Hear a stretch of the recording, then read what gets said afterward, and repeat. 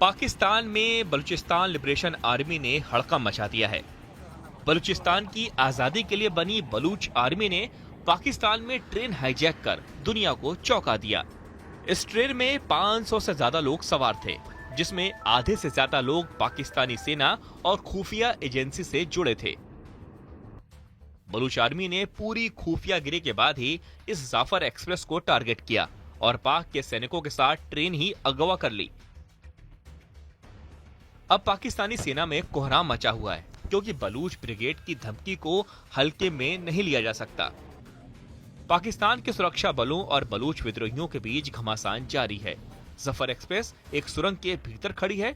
ऊपर पाक सेना के हेलीकॉप्टर मंडरा रहे हैं और नीचे बलूच विद्रोही मोर्चा संभाले हुए हैं। आज आपको बताएंगे कि आखिर ये बलूच के बागी हैं कौन।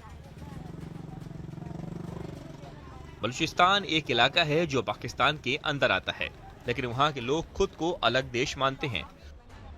उनका कहना है कि 1947 में पाकिस्तान ने जबरदस्ती बलूचिस्तान को अपने साथ मिला लिया था। तब से वहां के लोग आजादी की मांग कर रहे हैं। बलूच लोग चाहते हैं कि पाकिस्तान की सेना और सरकारी एजेंसियां उनके इलाके से पूरी तरह हट जाएं। बलूच के लोग पूरी आजादी चाहते हैं। उनका कहना है कि बलूच लोग पाकिस्तान से अलग होकर खुद का एक स्वतंत्र देश बनाना चाहते हैं। वहीं बलूच के लोगों की दूसरी बड़ी मांग ये है कि वहां चल रहे चीन के CPEC प्रोजेक्ट तुरंत बंद हों। दरअसल बलूचिस्तान में चीन और पाकिस्तान मिलकर खनिज और संसाधनों का दोहन और इस्तेमाल कर रहे हैं।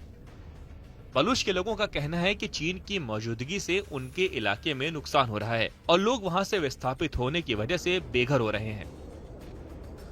साथ ही चीन पर यह भी आरोप है कि पाकिस्तान ने ग्वादर बंदरगाह चीन को दे दिया है, जिससे चीन बलूचिस्तान की संपत्तियों का दोहन कर रहा है।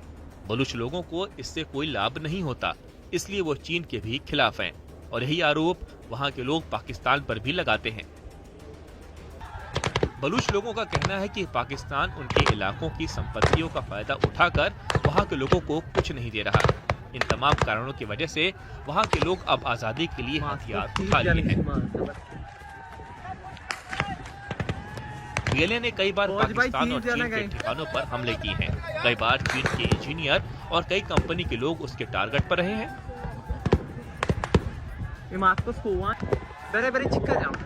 अब वहां के लोगों ने एक ट्रेन को हाईजैक कर पाकिस्तान और चीन पर दबाव बनाने का काम किया है, ताकि चीन और पाकिस्तान मिलकर बलूचिस्तान से अपना बोरिया बिस्तर समेट लें।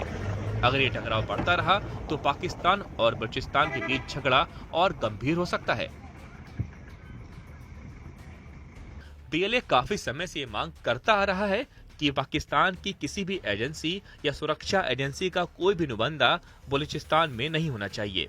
दरअसल कई दशकों से बलूचिस्तान के लोगों के साथ पाकिस्तानी सेना ने बेहद ही अमानवीय बर्ताव किया है। बलूच की आजादी और वहां की आवाम के अधिकारों की बात करने वालों को पाकिस्तानी जेलों में ठूंस दिया जाता है। बलूचों की समस्या कभी भी अंतर्राष्ट्रीय स्तर पर नहीं उठ सकी। उल्टा पाकिस्तानी सेना का वहां दमन चक्र जारी है। यही वजह है कि पाकिस्तान की क्रूरता से आजादी के लिए बलूचों ने संघर्ष का रास्ता अख्तियार किया। 1971 में पाकिस्तान से बांग्लादेश के अलग होने के बाद बलूचिस्तान को मानो आजादी की राह दिख गई। करीब 25 साल पहले बलूचिस्तान लिबरेशन आर्मी ने 6000 से ज्यादा हाईटेक हथियारों से लैस अपने लड़ाकों की फौज तैयार की। बलूचिस्तान लिबरेशन आर्मी का गठन किया गया, जो कि आजादी की मांग को लेकर पाकिस्तानी सरकार और सेना के खिलाफ संघर्ष कर रही है। लेकिन साल 2006 में पाकिस्तान ने इसे आतंकवादी संगठन करार दिया। ये समूह बलूचिस्तान में सुरक्षा बलों, सरकारी इमारतों और चीनी सेना और उनके वर्कर्स को टारगेट करते हुए कई हमले कर चुका है। अब अपने राजनीतिक कैदियों की रिहाई के लिए इसने ट्रेन हाईजैक कर पाकिस्तान सरकार और सेना की नींद उड़ा दी है।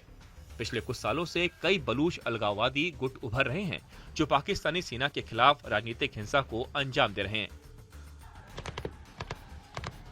बलूचिस्तान लिबरेशन फ्रंट और बलूचिस्तान लिबरेशन आर्मी सहित इन समूहों के टारगेट बलूचिस्तान की आजादी हासिल करना है। BLA कई सुसाइड अटैक और बड़े हमलों के लिए भी जिम्मेदार रहा है। मजीद ब्रिगेड को BLA का सुसाइड स्क्वाड माना जाता है, जो कई हाई प्रोफाइल हमलों में शामिल रहा है।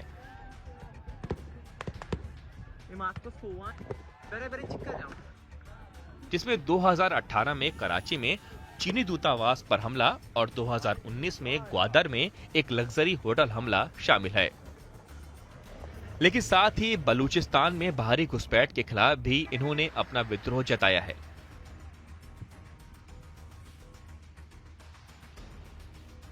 बलूचिस्तान में कई चीनी प्रोजेक्ट चल रहे हैं जिन्हें पाकिस्तानी सरकार ने अपने फायदे के लिए दिया है, लेकिन बलूचों ने चीन की दखलंदाजी के खिलाफ भी विरोध किया है।